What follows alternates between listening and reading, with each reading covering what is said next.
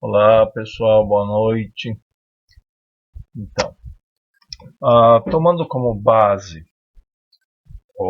as nossas primeiras aulas, quando a gente começa a trabalhar uma revisão geral de funções, a aula de hoje, que é a nossa primeira aula totalmente no formato EAD, nós vamos trabalhar com funções de primeiro e segundo grau, uma lista de exercícios complementares.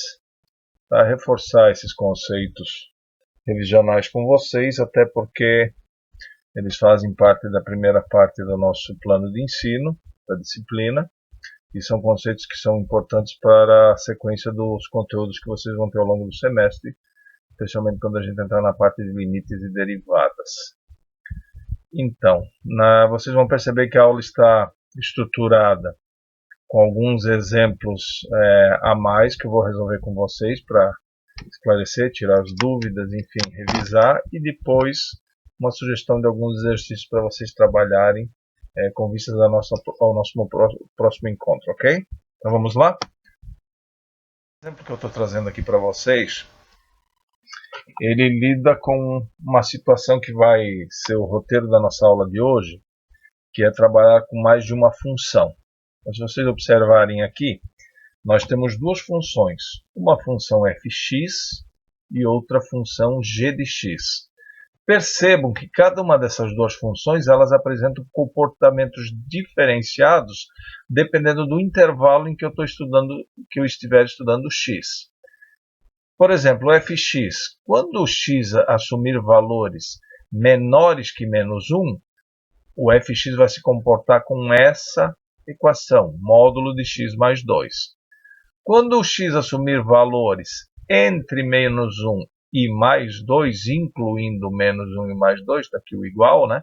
Menor igual, maior igual. A função fx vai se comportar através da equação x ao quadrado menos 4. E se o x apresentar valores superiores a 2, maiores do que 2, aí a função fx vai se manifestar como 2x menos 1. A gente vai ter que olhar muito em que intervalo x estará para poder trabalhar essa função. Já a função g de x, ela apresenta dois comportamentos distintos. Quando x é zero ou menor que zero, está aqui, ó, menor ou igual a zero, a função g de x vai se comportar como raiz de menos x. E quando o x assumir somente valores positivos, ou seja, maiores que zero, a função g de x vai assumir a expressão x ao cubo menos 1. Muito bem, com base nisso, vamos lá. Primeira situação para a gente trabalhar. Solicita-se que a gente calcule f2 mais f de menos 1. O que significa f2 mais f de menos 1? Uma operação matemática em que a função f vai assumir o valor 2 para x em um momento e a função f vai assumir o valor menos 1 para x em outro momento. E eu quero que esses dois valores sejam somados. Como é que a gente vai fazer para resolver isso? Então vamos lá, observe bem. Veja que para fazer essa operação, eu vou primeiro observar aonde que está x igual a 2 no meu intervalo. X igual a 2 aparece aqui na segunda situação. Ó. Neste caso, a função tem que ser x ao quadrado menos 4. Por isso que para o f2 a expressão está aparecendo desse jeito. E, evidentemente, no lugar do x, eu atribuo o valor naquele momento que está sendo dado para ele, ou seja, 2. Então vai ficar 2 ao quadrado menos 4. A função f menos 1 se encaixa também nessa segunda expressão, porque menos 1 ainda está nesse intervalo, ó, x igual a menos 1 ou maior que menos 1. Então, nesse caso, essa expressão também é válida para f de menos 1, onde o x, então, nesse momento, vai assumir o valor menos 1. Então, está aqui a operação. 2 ao quadrado, 4, menos 4, 0. Menos 1 ao quadrado, vocês sabem que dá 1 positivo, menos 4 fica menos 3. Aí fica mais menos 3, que dá menos 3. Fazendo essa diferença, essa operação então resulta em menos 3 como resultado. Tranquilo? Vamos para o segundo modelo? Agora eu quero a função dentro da função, ou seja, eu tenho um f de menos 5 dentro de uma função f. Então você sempre resolve de dentro para fora. Eu começo com f menos 5 para depois chegar no f externo. Como é que a gente vai fazer isso? Vamos lá? Então está aqui, ó. Se é f de menos 5, eu vou lá para a minha função f de x e procuro onde que o menos 5 se localiza. X menos 5 fica nesse primeiro nessa primeira situação, ó, todo x menor que menos 1. Como menos 5 é menor que menos 1, a gente cai em módulo de x mais 2. Então, olha só, ficou módulo de x mais 2, onde o x está valendo menos 5. Se eu faço essa operação dentro do módulo, eu fico com f do módulo de menos 3. Mas a gente sabe que qualquer número colocado dentro do módulo, ele sai sem sinal. Então, no final da história, essa primeira operação ficou igual a f de 3. Então, agora, se eu calcular o f de 3, eu tenho o resultado final.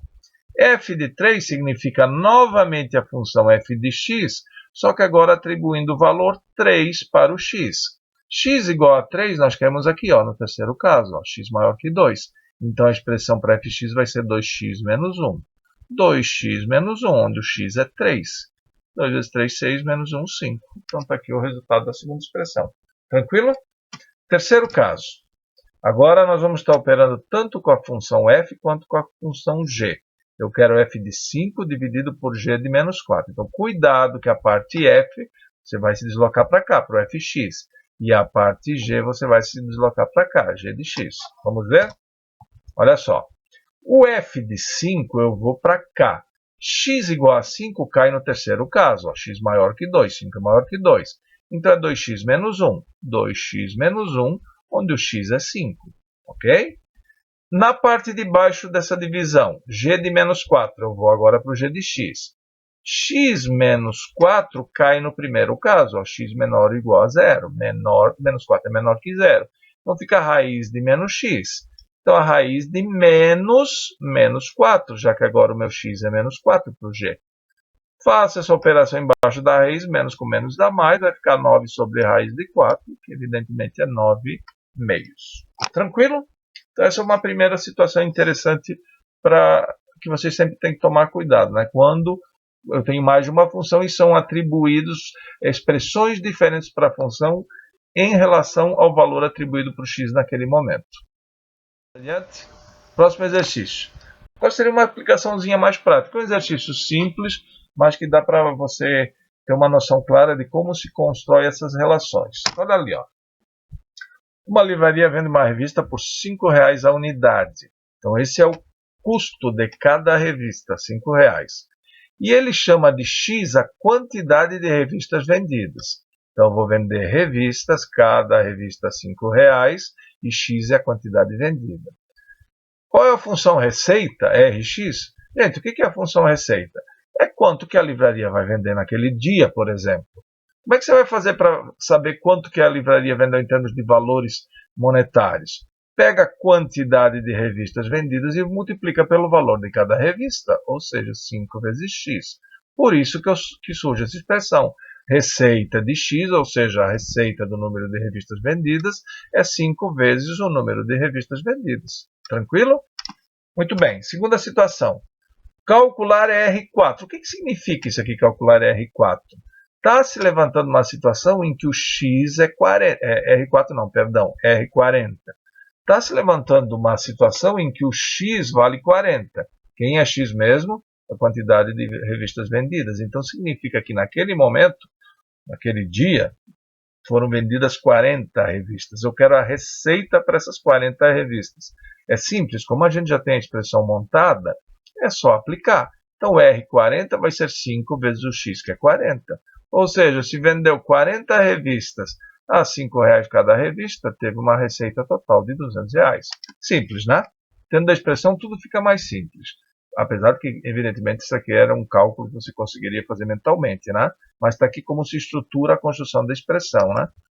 Muito bem. E na letra C, qual é a quantidade que deve ser vendida para se obter uma receita de R$ 700? Então, agora veja que eu estou invertendo o que se dá e o que se pede. Eu estou te dando a receita,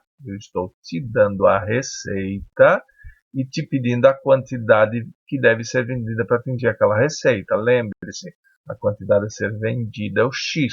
Então, eu quero X. Então, agora eu inverti, eu te dei o R e pedi o X. Foi o que eu fiz aqui, ó. Joguei o R aqui e o X eu quero. 5 passou dividindo, ou seja, naquele dia foram vendidas, então, 140 revistas. Beleza? Tranquilo? Muito bem, gente.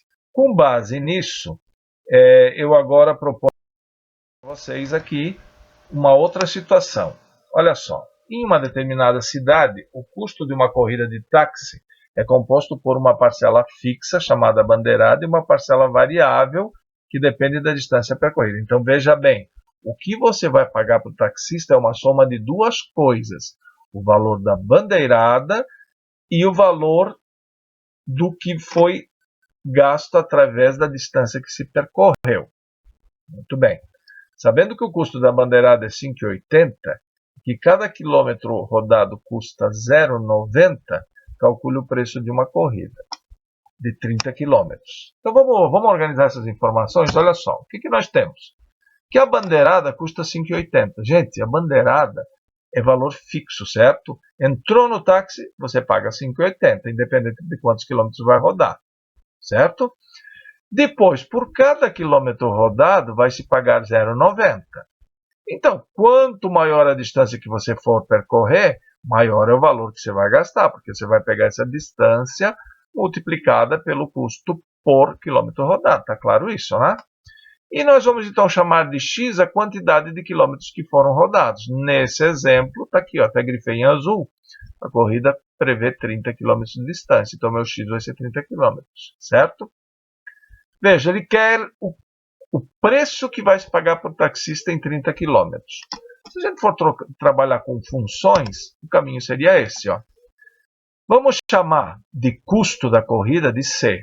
Vocês concordam que o custo vai ser o valor fixo, que é a bandeirada, que você tem que pagar de qualquer jeito, independentemente de quantos quilômetros você vai andar, somado ao que você vai gastar na quantidade de quilômetros que você andou. Então veja que eu criei uma função, criei uma expressão para definir o que vai valer de regra sempre. Qualquer corrida que for feita usando aquele táxi, essa é a função que vai relacionar custo com quilometragem andada. Perfeito? Bom, o nosso exemplo não está pedindo para uma corrida de 30 km, então é muito simples. No lugar do x, você vai jogar o 30. Você faz esse produto, dá 27. Então vai ter R$ 27,00 de custo da corrida e mais 5,80 que é a bandeirada, que essa você tem que pagar de qualquer jeito. Ou seja, no total, o custo daquela corrida é de R$ 32,80. Então percebam, é um exemplo de ordem prática que quando você montou a função, a tua vida fica muito facilitada para qualquer situação que ocorrer. Qualquer situação que ocorrer, você vem aqui, joga o x, automaticamente você rapidinho consegue o custo, sem ter que ficar toda a vida montando a relação. Perceberam? Então é uma aplicação prática de uma função, né? Perfeito? Bom, gente, para finalizar, fica aqui a sugestão de alguns exercícios para vocês fazerem, para dar uma treinada em cima disso, mais uma revisada, ok? Os exercícios 1, 2 e 3 se baseiam naquilo que a gente discutiu na aula de hoje, certo? Então aproveitem para fazer. E os exercícios 4, 5 e 6, eles são temas da nossa última aula revisional de funções, que vai acontecer na semana que vem. Aqui a gente pede que através das funções você faça a construção gráfica. A gente já trabalhou alguma coisa nesse sentido na aula presencial com vocês. Então tentem fazer esses exercícios. Na segunda-feira à noite eu estarei à disposição no chat das 19 às 22 horas, que seria o nosso horário de aula presencial. Aproveitem, se tiverem dúvidas, me consultem lá. Grande abraço e fiquem bem.